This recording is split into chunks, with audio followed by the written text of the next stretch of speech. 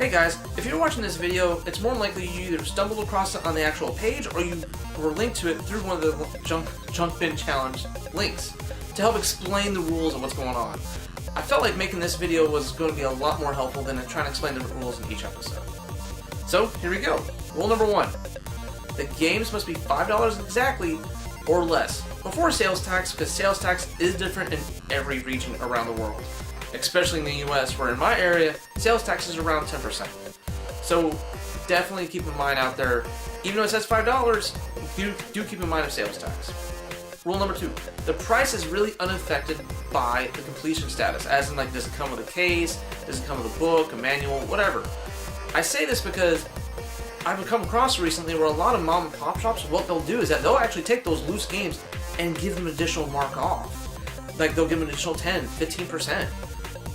So all of a sudden, that $3 game is now even cheaper compared to the ones that have cases.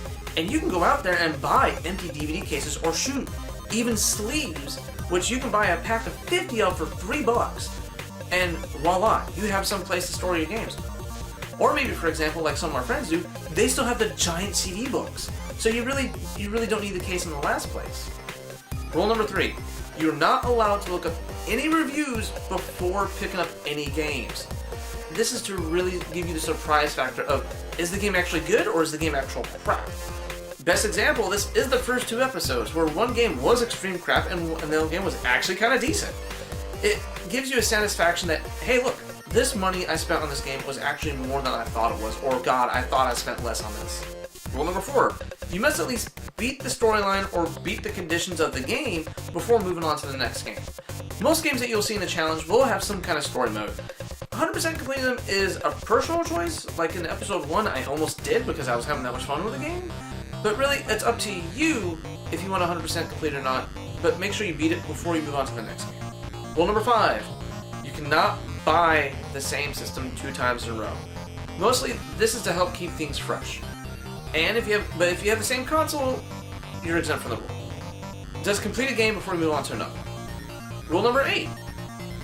Games that need any kind of special accessory, controller, figurine, or anything do not count.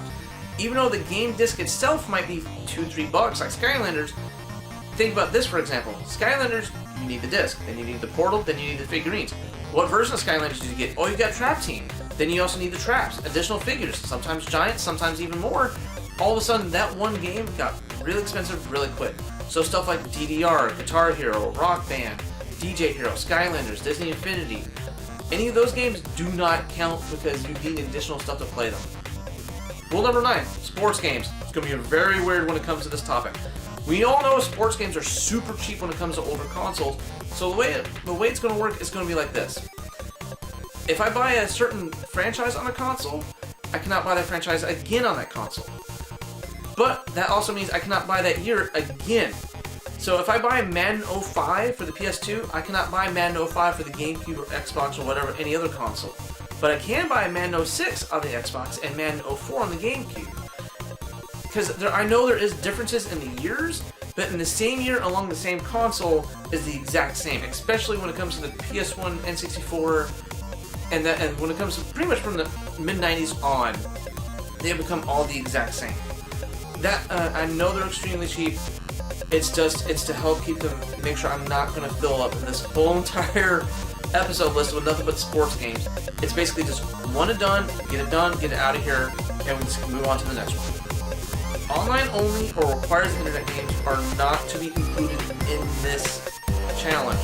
The bad part is, most disc games for current consoles, as of right now being Xbox One, PS4, and Switch, a lot of those cheaper games are those internet-only games, like Evolve, Destiny, or sports games, are all that online only or requires internet.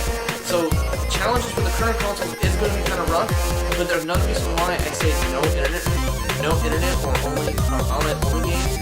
It's strictly because those servers are going to be there forever. I want this challenge to be that you can pick this game up, you can pick those games up 5-10 years from now, and be able to play them.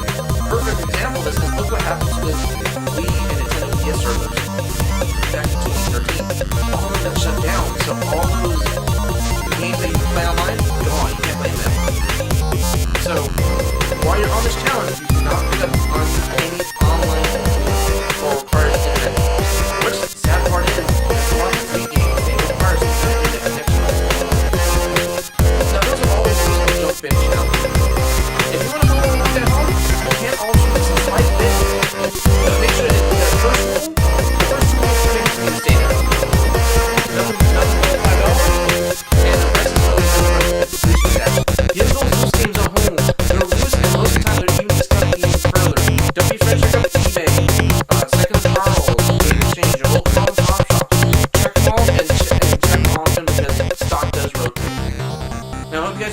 episodes, and of course, I'll see you on the Junk Bin Challenge.